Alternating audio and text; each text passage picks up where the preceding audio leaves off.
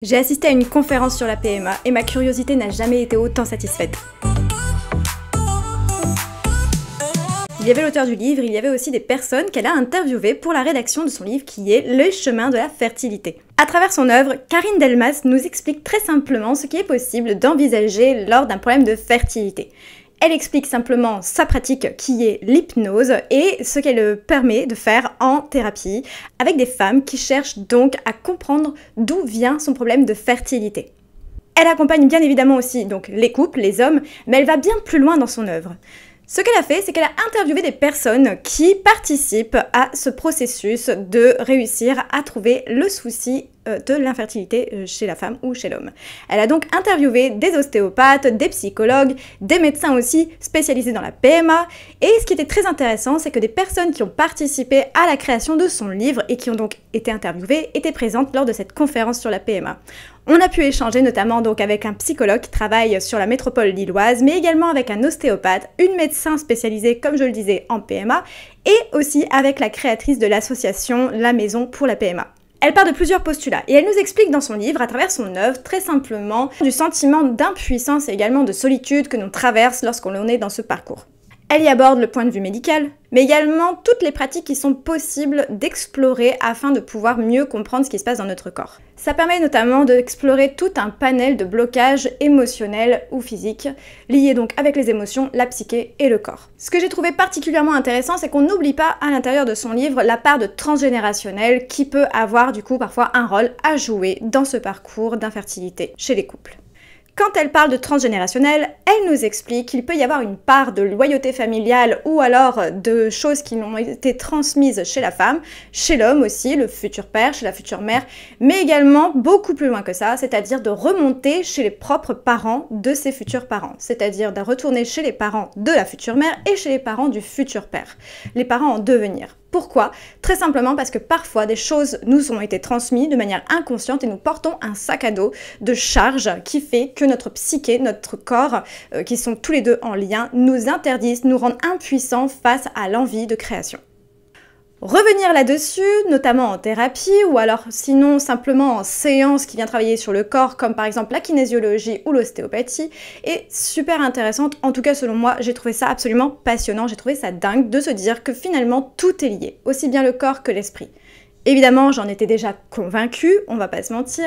Je trouve que notamment, il est trop souvent fait la distinction entre le corps et l'esprit et la capacité de l'esprit de jouer sur notre corps et sur notre capacité à faire des choses simples de la vie, voire même jusqu'à la conception. C'est pas pour rien également qu'on dit que notre estomac, nos intestins, c'est un deuxième cerveau. Tout est nervuré, tout est pensé, tout votre ressenti peut passer par là également, par votre intestin et votre estomac. Et donc, quand vous n'arrivez pas à écouter votre corps, c'est votre cerveau qui parle le plus, et donc c'est votre raison finalement. Parfois, il vaut mieux quand même mettre un peu de côté ce cerveau, cette pensée et finalement partir sur quelque chose de beaucoup plus sur le ressenti, sur ce que votre corps vous dit et ce qu'il essaye de vous faire passer comme message. Souvent, on peut se dire qu'on a mal au ventre, qu'on est tendu ou alors qu'on a des symptômes peut-être de ballonnement ou autre. Il faut essayer d'écouter son corps et finalement d'intercepter un petit peu tous ces petits messages qui essayent de nous être transmis et que très souvent dans cette société, finalement, qu'on met totalement de côté. Les émotions, finalement, c'est jamais quelque chose de bon. En tout cas, c'est la vue d'aujourd'hui. Et on aurait vraiment beaucoup à gagner en laissant parler notre corps. Bref, je m'éloigne du sujet. On a eu la chance de pouvoir poser diverses questions aux intervenants et c'était vraiment un échange privilégié avec des personnes qui normalement vous reçoivent en consultation et qui là ont pris de leur temps finalement pour être là et échanger avec vous sur des sujets que finalement on ne peut pas spécialement aborder en consultation parce qu'on n'a pas toujours le temps. C'est vrai qu'un ostéopathe ou un médecin n'aura pas le temps d'épiloguer sur son ressenti, sur son vécu et donc de rentrer dans le vif du sujet avec vous. Un médecin va être assez timé donc avec son emploi du temps et vous également finalement, donc on a des rendez-vous de 20 minutes et puis bon après on doit passer à autre chose. Là c'était vraiment un moment privilégié où on pouvait discuter de tout, poser des questions, s'intéresser, être curieux. Ils étaient vraiment là pour ça et pour nous et j'ai trouvé ça absolument dingue. Personnellement je ne suis pas en parcours PMA, même si je le pourrais. Ça c'est propre à moi, on va pas rentrer sur le sujet. Par contre, ce que j'ai trouvé vraiment génial, c'était le fait de se sentir donc avec toutes ces personnes qui étaient là intéressées et avec aussi ces professionnels qui étaient là pour nous écouter et nous répondre. Ce que j'ai trouvé intéressant, c'était de pouvoir se sentir avec des personnes qui comprenaient finalement ce qu'on vit ou alors qui avaient l'envie de comprendre ce que les personnes dans cette situation vivent. Et donc d'avoir ce sentiment d'avoir le droit d'exister, d'avoir le droit de ressentir.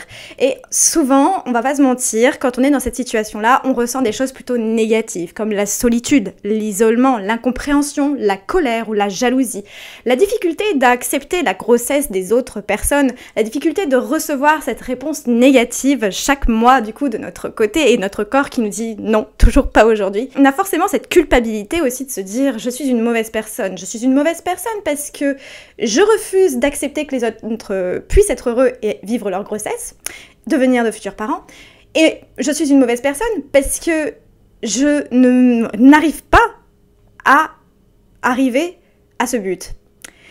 Je suis une mauvaise personne parce que je mets aussi ce poids sur mon conjoint. En fait, je remets la faute sur tout l'extérieur, finalement.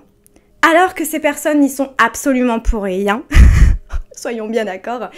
J'ai vu passer un post récemment sur TikTok qui m'a mis en colère. Et finalement, maintenant que j'y repense, je me dis... Oui, cette personne avait forcément ses raisons de s'exprimer sur ce sujet. Ce post, c'était une femme qui se filmait en expliquant qu'il n'y avait pas de quoi être en colère quand on est en parcours PMA contre les personnes qui arrivent à procréer parce que ces personnes-là ne nous ont pas volé notre grossesse. Ces personnes-là n'ont pas volé notre grossesse et donc ce n'est pas de leur faute et donc elles ne sont pas légitimes à recevoir notre colère. Qu'il n'y a pas de quota dans le monde entier qui permet ou non de tomber enceinte et qu'une fois que le quota est atteint, c'est tout, attendre à ton tour. Elle a raison, soyons bien d'accord. Par contre, sur le coup, j'étais tellement en colère parce que j'ai trouvé sa réflexion insensible, totalement fondée, mais insensible, parce que elle n'a peut-être jamais vécu finalement cette attente, cette solitude, cette colère dont je vous parlais. Et donc cette personne s'exprime sur des réseaux sociaux que tout le monde peut trouver finalement, tout le monde peut être atteint par cette réflexion et tout le monde peut adhérer à cette réflexion. Mais pour autant, c'est pas spécialement sain, je trouve, d'apporter ce genre d'opinion parce que cette personne ne l'a peut-être jamais expérimenté et ne sait pas ce que c'est, ne s'est jamais mis à cette place. Et pour en revenir du coup au sujet, si là je vous parle de ça, c'est parce que pour une fois, pour une des rares fois dans ma vie, je me suis retrouvée dans un espace où je me suis sentie en sécurité, écoutée, pas épaulée parce qu'on n'a pas spécialement communiqué entre nous avec les différentes personnes qui assistaient à cette conférence, mais je me suis sentie avoir le droit d'exister dans cet espace-là. Je me suis dit, ok, en fait, là, ici, j'ai le droit d'être en colère, j'ai le droit de me sentir isolée et j'ai le droit d'être triste aussi.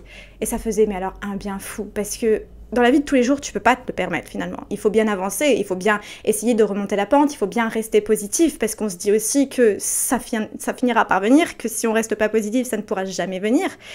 Et là aussi, on se met une énorme pression, une culpabilité, et on va pas se mentir, la société nous impose de rester positif là-dessus, parce que combien de fois j'ai pu entendre, et je pense que vous serez d'accord avec moi pour dire que la plupart du temps, la réflexion qu'on nous fait, c'est « Ne te prends pas la tête, arrête d'y penser, tu verras, ça viendra tout seul.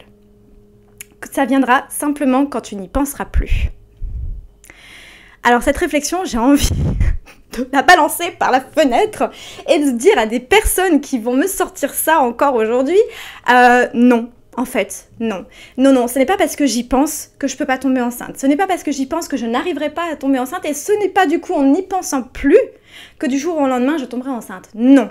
Et c'est pareil pour tout le monde. C'est pareil pour toutes les femmes. C'est pareil pour les femmes qui sont seules et qui veulent du coup être mères seules. C'est pareil pour les couples du coup de femmes. C'est pareil pour tout. Ce n'est pas juste en arrêtant d'y penser que ça viendra.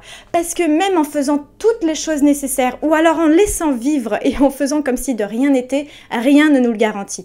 Même en étant en parcours de PMA ou de FIV, rien ne nous le garantit. Même la médecine ne nous le garantira jamais. Parce que finalement, c'est le hasard de la vie. Si tu dois réussir à tomber enceinte, si tu peux tomber enceinte, tu le feras, ton corps le fera, l'univers te l'offrira finalement. Et si ce n'est pas ta vocation, si ce n'est pas ce que tu dois faire sur cette terre, si ton corps te dit non, si tu ne réussis pas à travailler sur ça dans ta tête, dans ton corps, il y a plein de choses, plein de paramètres, chaque cas est différent, on ne peut pas faire d'une généralité. Mais je pense que c'est surtout ça qu'il faut être capable de faire et de regarder en face aujourd'hui. Et non pas juste se dire « n'y pense pas, ça viendra tout seul ». Parce que ça, clairement, vous pouvez vous le manger, cette phrase. Je ne veux plus jamais l'entendre, vous pouvez vous la ravaler. J'ai eu beaucoup de chance de pouvoir assister à cette conférence que j'ai trouvée comme ça tout à fait par hasard sur internet finalement et vraiment tout à côté de chez moi. J'aurais jamais pensé que ma curiosité serait autant satisfaite et nourrie lors de cette conférence. Moi, ce que j'aimerais beaucoup par la suite, quand j'aurai fini mes études de psychopraticienne, ce serait sur un très long terme, forcément c'est un travail de fond, c'est un marathon et non pas un sprint, me former du coup à l'accompagnement périnatal. Notamment du coup dans l'accompagnement de personnes qui ont des difficultés à tomber enceinte, des personnes qui sont tombées enceintes mais qui ont besoin d'un soutien émotionnel. En fait, j'aimerais beaucoup accompagner dans cette sphère-là les femmes, les personnes, les couples finalement. Et sur un très très long terme, peut-être même sur mes vieux jours, devenir doula. Je ne sais pas si vous savez ce qu'est le métier de doula, mais c'est un métier magnifique qui finalement est pour moi un essentiel finalement. Dès que je l'ai découvert, ça m'a fait une révélation. C'était dingue. Et je me suis dit, mais comment est-ce possible que ce métier ait disparu depuis autant d'années alors qu'il est aussi vieux que le monde? Bref. Et du coup, je me dis que vraiment, c'était une énorme chance de me retrouver là, à cet instant T. Je me suis vraiment certifiée que ça devait être ma mission de vie, que j'étais là pour ça, que j'étais là pour vous aujourd'hui finalement, communiquer avec vous sur des choses qui sont sensibles, qui sont pas forcément évidentes au quotidien, des sujets de santé mentale, des sujets de bien-être de manière générale, je suis vraiment là pour ça et c'est pas pour rien du coup que je reprends des études dans la psycho et que j'ai vraiment à cœur de pouvoir créer tout un projet, que ce soit donc dématérialisé sur YouTube aujourd'hui ou en ouvrant mon cabinet et en accompagnant des personnes dans la vraie vie plus tard. Je pense vraiment que tout ça, ça va compter énormément dans ma vie et dans mon chemin de vie. Voilà, c'est tout pour cette newsletter du jour. N'hésite pas à t'abonner pour pouvoir recevoir les futures vidéos en petite notification sur ton téléphone. Si ça te parle, si ça t'intéresse, n'hésite pas à échanger avec moi en commentaire. J'aurais adoré pouvoir avoir ce genre d'informations plus tard sur YouTube. Donc si jamais ça te parle, vas-y, échange avec moi, commente cette vidéo, like. Si jamais tu penses que ça peut résonner chez quelqu'un d'autre, une femme, un homme, que sais-je, tu peux aussi partager cette vidéo très simplement en cliquant sur partager, la petite flèche qui est en bas. Voilà, n'hésite pas à t'abonner à mon compte, tu verras, je vais publier de plus en plus de contenu là-dessus et il y a de très très beaux projets qui vont apparaître dans les semaines à venir. Je t'en dis pas plus, c'est encore un secret, abonne-toi.